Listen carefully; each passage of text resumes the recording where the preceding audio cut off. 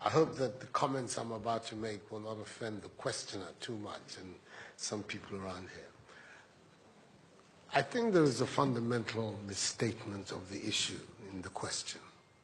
We can no longer continue to make policy for ourselves, in our country, in our region, in our continent, on the basis of whatever support the Western world or France or the European Union can give us.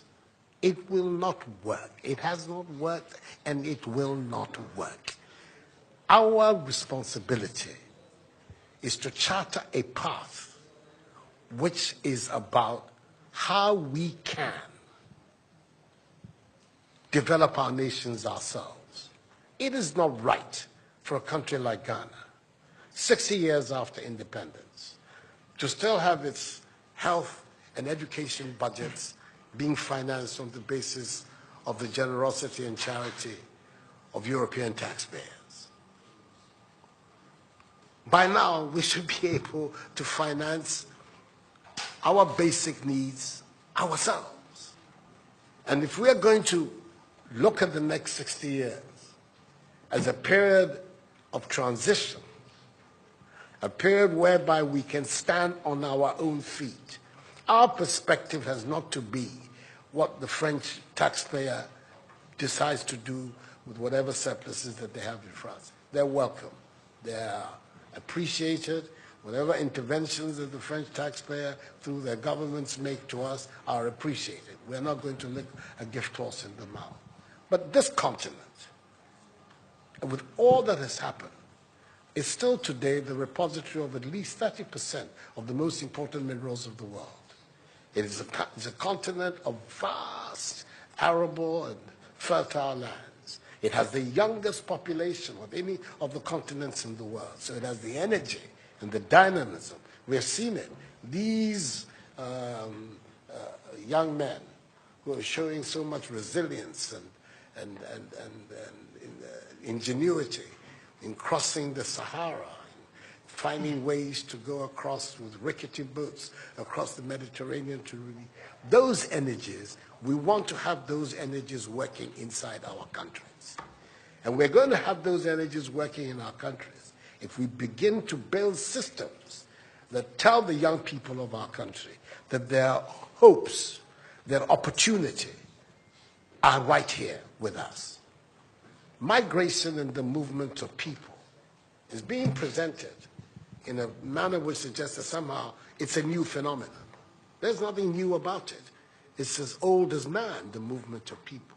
And it has always been linked to the same thing. The failure of where you are to provide you with an opportunity, so you move somewhere else. Those of you who are familiar with 19th century European history would know that the biggest wave of immigration in 19th century Europe, the latter part of it, came from Ireland and from Italy. Waves upon waves, generations of Italians and the Irish people left their countries to seek the American paradise, largely because Ireland was not working, Italy was not working. Today, you don't hear it.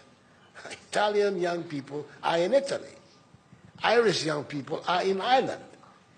We want young Africans to stay in Africa.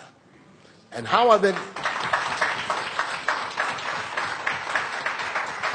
And it means that we have to get away from this mindset of dependence. This mindset about what can France do for us.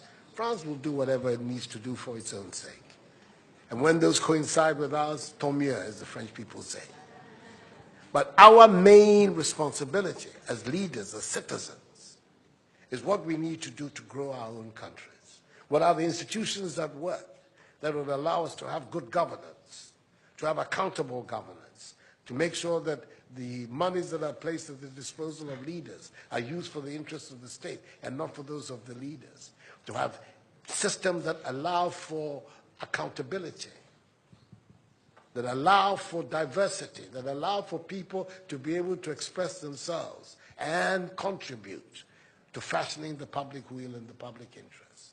Our concern should be with what do we need to do in this 21st century to move Africa away from being cap in hand and begging for aid, for charity, for handouts.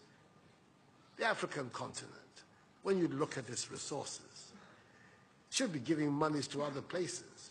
We have huge wealth on this continent, in our own country of Ghana.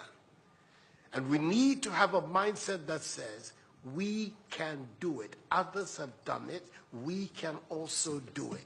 And once we have that mindset, we will see it as a liberating factor for ourselves. We keep talking about how it was that Koreans, Malaysians, Singaporeans, who got their independence at the same time as us.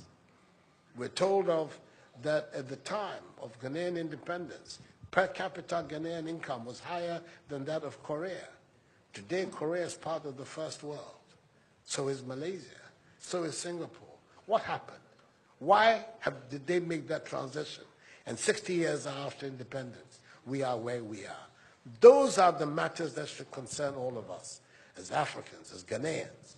And not, when I say so with the greatest of respect to the French president, I think that the cooperation of France is something that I am, as you know, a strong friend of France. I am Francophile. So I don't have any difficulty with that.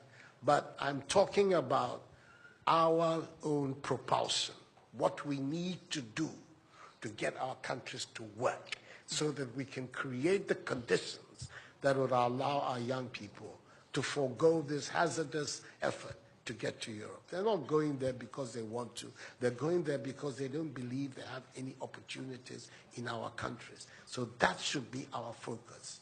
And I believe that with that if we change that mindset of dependence, that mindset which is contingent on aid and charity, we would see that in the decades ahead of us, the full flowering of the African peoples would take place. And that new African personality that was talked about at the time of our independence will become real and imminent in our times. That's what I'm saying. I hope that I'm not upsetting the questioner or even some of my friends who are here. But these are my strongly held beliefs. And that is the reason why I've adopted as the slogan of my presidency, of my period in the Supreme Office of Ghana, that we want to build a Ghana beyond aid. A Ghana which is independent, which is self-sufficient, that is capable of standing on its own feet and building its own life. We can do it if we have the correct mindset to do so. Mr. President, those are my contributions.